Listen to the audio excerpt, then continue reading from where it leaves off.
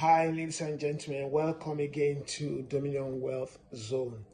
I welcome you to this series, and today we're going to be talking about savings plan. Savings plan. Remember, we've spoken about financial plan, budget plan, and today we're going to be talking about savings plan.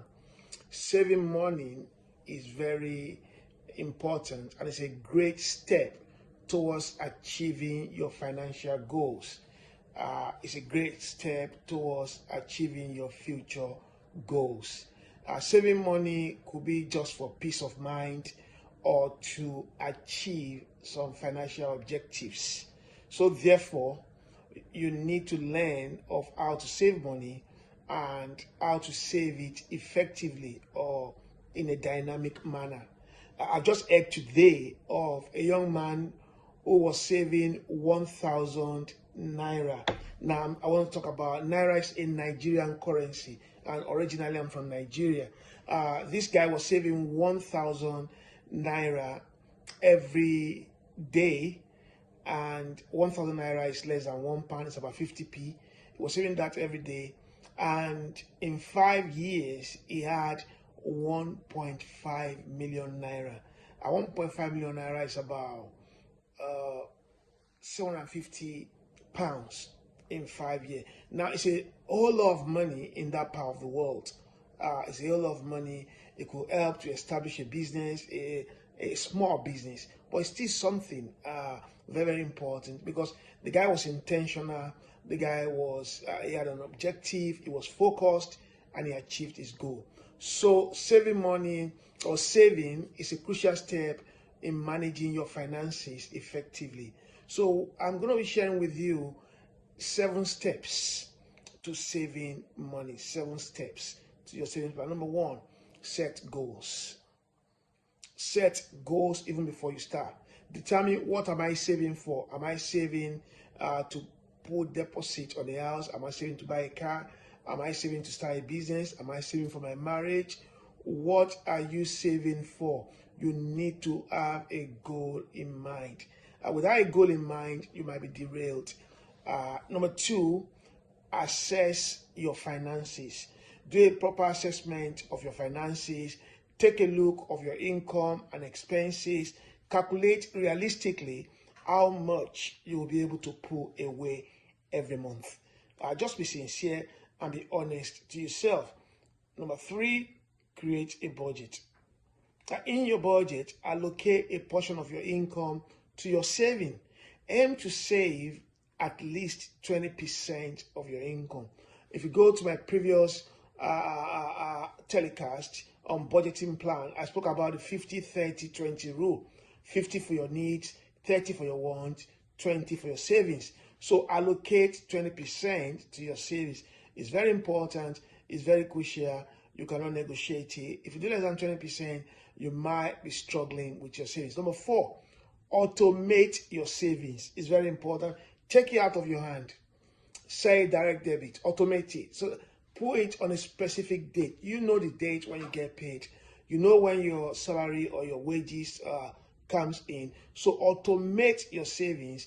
This will enable that there's no possibility of forgetting it. You're not going to forget it if you have automated it. That's very crucial. That's very important. Automate your savings. Reduce your expenses. Look at areas or look for areas where you can cut back on spending to increase your savings rate. Probably you've been eating out 3 times a month or 4 times a month. You can cut that into 2 or cut it into 1. Probably look at your travel expenses. How can you cut it down? Recently, I called one of the broadband providers in one of my properties, and I decided to cut down on the cost. I've had them for almost 5-6 years, and I called them and I told them, look, I've gone to do my research online, and I found out I could get cheaper cost elsewhere. So on some other provider. So I called them with facts and figures, and after a few discussions, they were able to take about £20 out of my broadband services. and I was still having the same package but little charges. So you can reduce your expenses by cutting down on some areas that are not going to affect you. Number 6, track your progress. Track your progress. Regularly monitor your savings to see how well you are making progress. Look at how much you've saved last quarter. Look at how much you're going to save this quarter, and look at how much you're going to save by next quarter. This will allow you to make adjustments where necessary, and probably to increase what you're saving. Remember, the idea is to increase your savings. Instead of saving for 12 months to achieve your goal, you might want to do it in 10 months. Instead of doing it for 5 years to achieve your goal, you might want to do it in 3 years. And finally, number 7, emergency fund.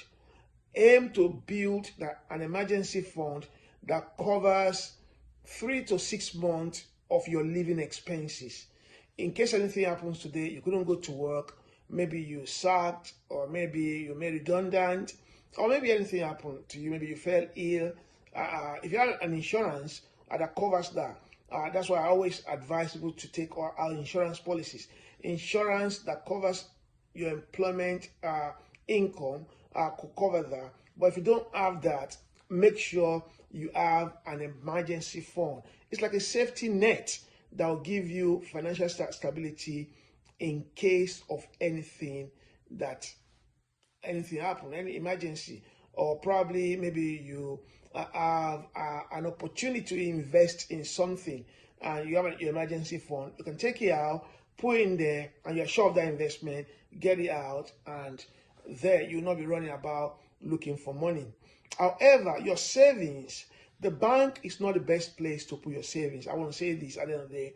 There are some investment platforms or companies. I'm not talking about Forex. I'm not talking about stocks. There are some platforms where you could save your money on an ISA generated platform where you could actually get between 7.5 to 10% per annum. I'm going to be dealing with that in one of my telecasts. If you want to know more about that, you can send me a private message on juliusolutokun@gmail.com.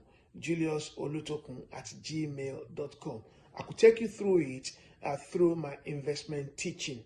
Thank you. And don't forget, please, to share, to like, and to subscribe to my channel, and to hit the notification button so that anytime I release any broadcast, it will get to you quickly. Thank you so much, and have a lovely day. Cheers.